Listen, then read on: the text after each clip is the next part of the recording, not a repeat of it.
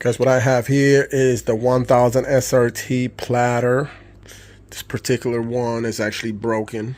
You can see right here, this is what the platter spins on. If you look at the inside, you see right there.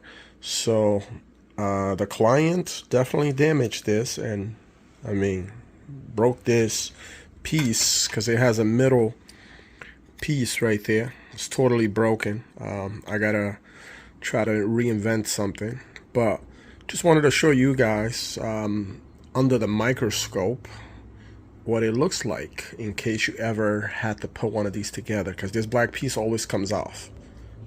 Okay guys, so for this repair, here's what I've done. I've put a screw. Let me get you some light in here. I put a screw, as you can see the screw sticking out here, and literally I just lift up the plastic. So if you have the same issue that pin breaks, you put a screw on this side. Find the screw that is actually not too long and enough to go into that hole. So I'm going to be screwing this in there, but I'm also gonna use some glue, and not just any type of glue. It's gonna be the Loctite glue. So I'm gonna use the glue, and I'm gonna screw it in both sides. We're gonna make this as tight as possible, and then after we'll put everything back to normal. But let's go ahead and do that.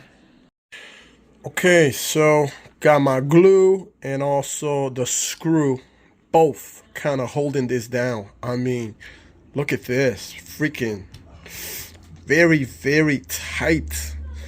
Very happy with the outcome. Now, I'm just gonna put this back. But in order to put this back, I have to loosen that up. That little area there this has to come out, because this has to go under so you're able to scratch. Okay, I completed the repair. Huge. This thing is nice and tight, almost like original. Otherwise, you would have to buy a whole new. You already know how much this stuff costs. Pioneer parts are never cheap. But this is the solution if you ever break this.